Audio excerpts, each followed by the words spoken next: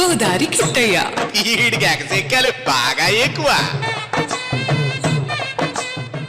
అచ్చచ్చ వడిలో పెరిగిన చిన్నారినే ఎర్రగా చేసిన దాదేశము కదమారద ఈ బలియాగద మనిషే పశువుగా మారితే కసిగా శిశువును కుమ్మితే అభము శుభము ఎరుగని వలపులు ఓడిపోయేనా ఇదేలే తరతరాల చరితం జ్వలించే జీవితాల కథనం పగేమో ప్రాణమయ్యేనా ప్రేమలే దూరమయ్యేనా నిరాశే నింగికెగచేనా ఆచలే రాలిపోయేనా.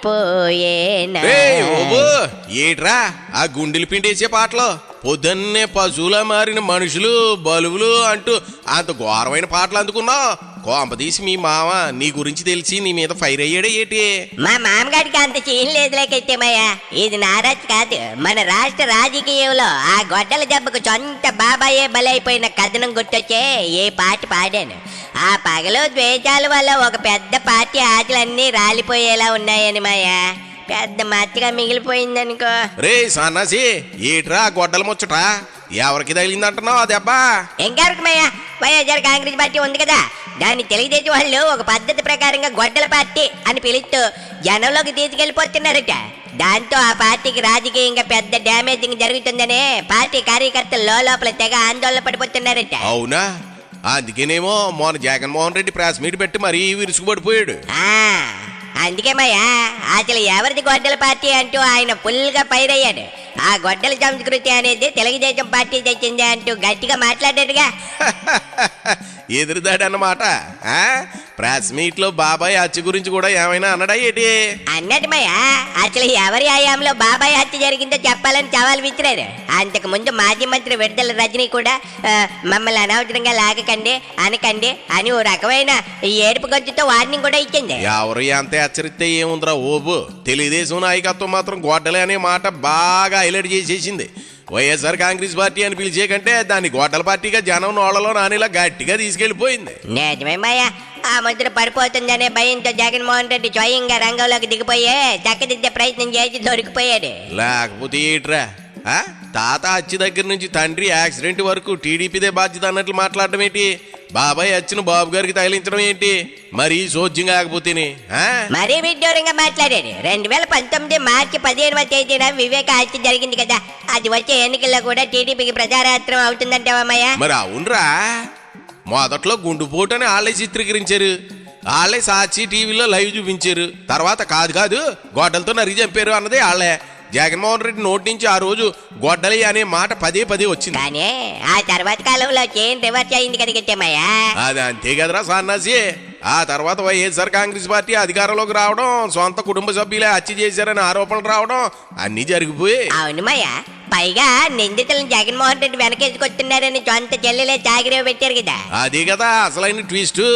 సిబిఐ విచారణ కూడా అప్పటి వైఎస్ఆర్ కాంగ్రెస్ ప్రభుత్వం అస్సలు సహకరించలేదు సరికదా, దర్యాప్తుపై కూడా ప్రభావం చూపించారని అప్పట్లో గట్టిగా వినిపించింది. మరి అందుకే కాబోలేమయ్యా మొన్నటి ఎన్నికల్లో ఈ బాబాయ్ హత్యాంశం కూడా జనం ఓట్లు వేయకపోవడానికి కారణమని చెప్పొచ్చావమాయా? ఖచ్చితంగా. అందుకే ఈ అంశాన్ని అప్పటికీ ఎవర్ గ్రీన్ సబ్జెక్టే కదా. జగన్మోహన్ రెడ్డిని ఇరుకుని పెట్టాలని తెలుగుదేశం పార్టీ గట్టిగా గొడ్డల పార్టీ అని నామకరణం చేసింది. మరి జగన్మోహన్ రెడ్డి మాది గొడ్డల పార్టీ ఎలా అవుతుందని గట్టిగా ప్రశ్నిస్తున్నాడు కదమయ్యా. ఆ ముద్ర చెరిగిపోకుండా చేసుకుంది వాళ్ళేగా. 5 ఏళ్లు తాము అధికారంలో ఉన్నప్పుడు కేసును ఇంచు కూడా ముందుకు తీసుకెళ్లకుండా చేశారు.